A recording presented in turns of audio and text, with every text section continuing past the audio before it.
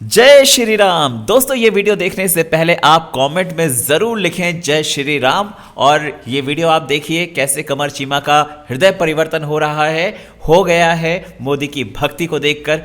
अंत में बात करते हैं। जो बाइडेन हल्फ उठाने से पहले चर्च जा सकता है, पाकिस्तानी वजीर आजम मस्जिद जा सकता है, सऊदी बादशाह मक्का मदीना में जा सकता है, तो नरेंद्र मोदी अपनी पर्सनल कैपेसिटी में के अंदर वो हिंदुइज्म को प्रैक्टिस करें, वो क्रिश्चियनिटी को प्रैक्टिस करें, वो इस्लाम को प्रैक्टिस करें, ये तो उनको एक जाती हक है उनका। हर इंसान का जो एक जाती हक है वो है कि वो प्रैक्टिसिंग हिंदू हो, प्रैक्टिसिंग मुसलमान हो, प्रैक्टिसिंग क्रिश्चियन हो, ये इंसानों को राइट होना चाहिए। ये इतना ज़्यादा जो शोर है, मुझे इस चीज़ की समझ नहीं है। बाकी दो तीन चीज़ें हैं जिनको मैं समझता हूँ। अगर वो अपने आप को प्रैक्टिसिंग हिंदू समझते हैं तो that is good of him, मतलब उनको रहना चाहिए, जो मर्जी करें वो।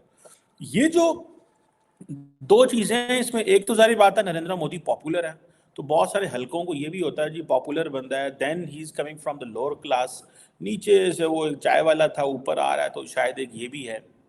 मैं समझता हूँ पाकिस्तान को जब नरेंद्र मोदी के हवाले से देखना है तो ये देखना चाहिए कि वो हमारे खिलाफ क्या कर रहे हैं और हमारे हक में क्या कर रहे हैं। अगर वो हमारे खिलाफ कुछ कर रहे हैं तो जारी बात है, एक तो वो जारी बात है he is an Indian, is he will look after the interest of India not of Pakistan. तो हमें अपनी चीज़ों को एडजस्ट करना है उस हिसाब से, ना कि हमें अगले के मज़हब पे क्रिटिसिज्म करना है। हमारा जो मज़हब है, हमें हमें अपना मज़हब पे काम करना चाहिए, उनको अपने मज़हब पे काम करना चाहिए।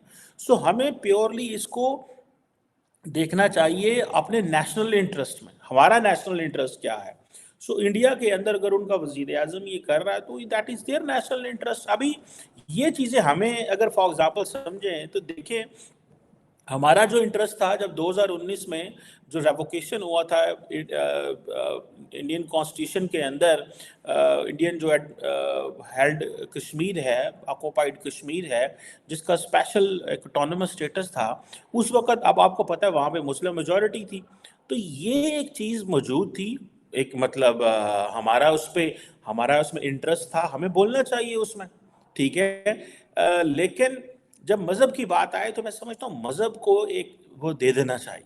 दूसरा एक तो नरेंद्र मोदी साहब की दो तीन बड़ी इंपॉर्टेंट चीज़ें हैं जिनको, एक तो ये था कि 2019 में जो उन्होंने कश्मीर के हवाले से चेंजेस की, फिर जारी बात है उन्होंने 2020 में सिटीजनशिप लॉ जो है उसके हवाले से काफ़ी ज़्यादा पाकिस्तान, बांग्लादेश और अफगानिस्तान का था, उसके हवाले से थी। सो मैं समझता हूँ ये चीज़ें जो हैं इसमें हमें अपने इंटरेस्ट के हवाले से देखना है।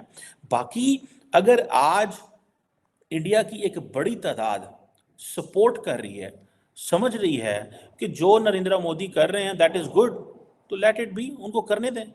हमें उन चीज़ों से क्या गर्ज है अयोध्या के अंदर, हाँ हमें इस हद तक गर्ज जरूर होना चाहिए, ठीक है। अब फॉर एग्जाम्पल बाबरी मस्जिद के हवाले से अगर एक तबका उसको बिल्कुल कहता है जनाब कि ये, और फिर देन आपको पता उन्होंने सुप्रीम कोर्ट से उसकी वो ले ली है, तो देन अगर एक इंटायर नेशन वो जो हिंदू वैल्यूज और हिंदू रिलीजन को अडॉप्ट करना चाहती है, एम्ब्रेस करना चाहती है, तो लेट इट बी।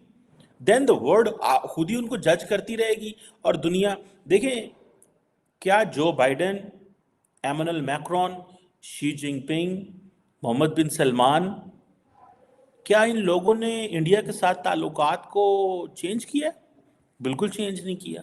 सारे के सारे बड़े ज़बरदस्त ताल्लुकात उनके साथ लेके बैठे हुए हैं, क्योंकि उनको पता है कि क्या करना है, उनको पता है कि इंडिया हमारे लिए एक इम्पॉर्टेंट प्लेयर है, ठीक है जी। अब होगा क्या? अब जारी बात है, जो राम मंदिर की सारी जो मैसेजिंग अगर आप देखें, वो एक सोशल वेलफेयर और डेवलपमेंट की मैसेजिंग है, ठीक है जी। और उन्होंने क्योंकि अयोध्या के अंदर बहुत सारे प्रोजेक्ट्स भी अनाउंस किए हैं, यूपी के अंदर उनका बड़ा कंट्रोल है, प्रॉपर एक वो जिसे कहते हैं ना, ही इज़ रिप्रेजेंटिंग बेसिकली एक सॉफ्ट हिंदू नेशनलिज्म को वो लेके चलना चाहते हैं। तो लेट इट बी, हमें इन चीज़ों से कोई गर्ज नहीं। हमें पाकिस्तानियों को इस चीज़ से समझ होनी चाहिए कि हमारा नेशनल इंटरेस्ट कहाँ पे उसको हो रहा है, उस हिसाब से हमें चीज़ों को एडजस्ट करना चाहिए। ना कि हमें criticism for the sake of criticism करते रहें। दुनिया के कितने लोगों ने ये क्रिटिसिज्म किया है? मैं नहीं समझता दुनिया के किसी लीडरशिप को, मैंने तो कहीं बोलते हुए नहीं देखा। मैंने तो अमारातियों को देखा है इंडियंस को मंदिरों को जगह देते हुए। मैंने तो सऊदीज को देखा है कि भाई ठीक है आप अपने मंदिर बना लें आप। तो हमने तो इन चीज़ों को वहाँ पे देखा है, हमने कुछ ऐसा तो नहीं देखा जो वहाँ पे कोई नई चीज़ हो रही है। ठीक है जनाब। सो ये मैं समझता हूँ दैट इज़ समथिंग, ये एक चीज़ है। अगर वो इतना ज़्यादा is investing so much into it, so let it B. अगर वो जिसे कहते हैं ना, हाँ आपको पता है कि वो ये बातें ज़रूर हो रही हैं। आप देखें, अब देखें इंडिया के अंदर ये बातें हो रही हैं कि ये जो राम मंदिर है ये एक इंडिया का वेटिकन सिटी होगा, the holiest sites of the Hindus across the world. वो इसको मरकज बनाना चाहते हैं बिकॉज उनका एक अच्छा भला पॉलिटिकल कंट्रोल भी है। अब होता क्या है, नॉर्मली जब आपका पॉलिटिकल कंट्रोल होता है then it get mix with the religion, then the society accepts it, then there is an economic growth as well, economic development भी हो रही होती है। तो बहुत सारी चीजें इकट्ठी मिल जाती हैं।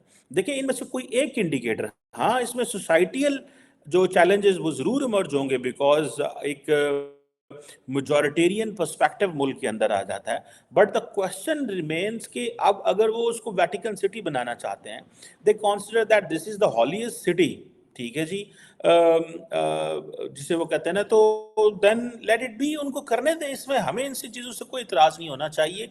हाँ जारी बात है वहाँ पे बैठे हुए जो मुसलमान हैं उनको एक चीज़ का एतराज़ था मस्जिद के हवाले से जी, कि आपने 500 साल पुराने, ठीक है जी, ये बाबरी मस्जिद जो है उसको डिमोलिश किया है। उनकी सुप्रीम कोर्ट ने उसको कर दिया है। लेट द हिस्ट्री जज इट, लेट द पीपल जज it, let the people vote out him if they will that he should be voted out on this. लेकिन the people are voting him in inside the system.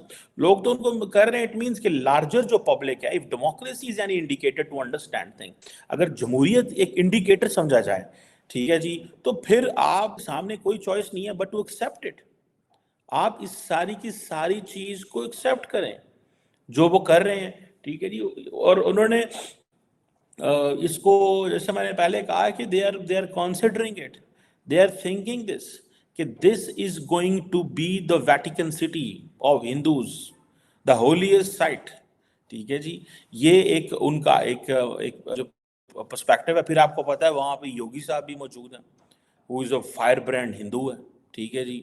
Modi का वो दाएं बाजू है, सबसे बड़ी populous state है इंडिया की, और एक कल्चरल, स्पिरिचुअल एंड सोशल उन्होंने इंटरनल यूनिटी बनाई हुई है।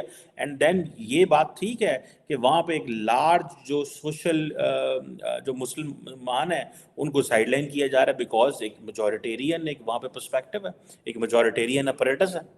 सो इस मेजॉरिटेरियन अपरेटस में वहाँ पे लोगों को क्या करना है, जो उनको वहाँ पे लोकल कंडीशंस जो है नज़र आती हैं उस हिसाब से जवाब अपना वो अपने आप को इंगेज करें, ना कि देखें आपके अंदर एक तबका मुझे कभी कभी ये भी बताता है हमें भारत से कि जो मुसलमान हैं वो अमूमन they are privileged as well because largely कभी कभी हिंदूज उनसे डरते भी हैं कि अगर आपने मुसलमानों को कुछ कह दिया तो that could be a national issue. But at the same times मुसलमानों के साथ जो लार्जली इंडिया के अंदर होता है, sometime it makes national headlines, sometime it doesn't make national headlines. So एक मैं समझता हूँ इसको अगर पॉलिटिकल एंगल से देखा जाए तो वो दे हैव, नरेंद्र मोदी और उनकी party they have an absolute control over the system.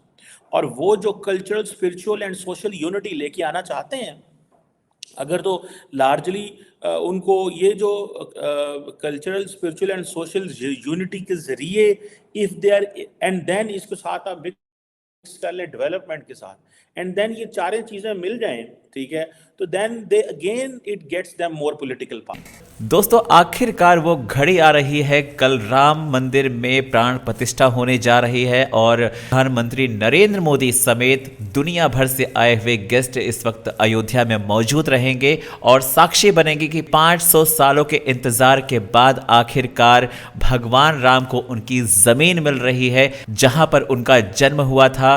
हिंदुओं की आस्था को किस तरह से 500 साल पहले चोट पहुंचाई गई थी और किसी भी सरकार के अंदर ये हिम्मत नहीं थी कि भगवान राम को उनकी जगह को वापस दिया जाए। लेकिन ये प्रधानमंत्री नरेंद्र मोदी और उनकी पूरी टीम को ये श्रेय जाता है कि जिस तरह से उन्होंने ये काम किया है, और इसके साथ साथ उन सभी हिंदुओं को जाता है जिन्होंने राम मंदिर के लिए अपनी जान दी है, और साथ ही राम मंदिर ट्रस्ट को जिसने इतना भव्य मंदिर तैयार करने में लोगों को जोड़ा है, लोगों को एक किया है। और इसके अलावा योगी जी जिन्होंने अयोध्या को एक नई पहचान दिलाने में कोई कसर नहीं छोड़ी। हमारी खुद की टीम वहां पर मौजूद रही है और उसने देखा है कि किस तरह से योगी आदित्यनाथ अयोध्या को लेकर कितने एक्टिव थे। बार बार अयोध्या में आना, काम किस तरह से चल रहा उस पर निगरानी रखना, और वो सभी लोग जो अयोध्या राम मंदिर निर्माण में शामिल हैं, छोटे से कारीगर से लेकर ऊपर बैठे पदों पर, सबको ये श्रेय जाता है और सभी बधाई के पात्र हैं और सभी पूजनीय भी हैं। और आज के समय में आप प्रधानमंत्री नरेंद्र मोदी को भगवान के तौर पर देख सकते हैं कि किस तरह से सनातन धर्म के लिए उन्होंने एक लड़ाई लड़ी है, शुरू से लेकर अभी तक कहीं कोई कसर नहीं छोड़ी है। किस तरह से हिंदुओं का मान पूरी दुनिया में वो बढ़ा रहे हैं। बेशक आप किसी भी मजहब से क्यों ना हो, बेशक आप किसी भी पार्टी को सपोर्ट क्यों ना करते हो, लेकिन ये सब देखने के बाद कहीं ना कहीं आपके मन में अगर थोड़ी भी इंसानियत जिंदा है तो आप इनका सम्मान जरूर करें। अंत में यही बोलूंगा, जय श्री राम, जय सनातन धर्म, जय श्री अयोध्या।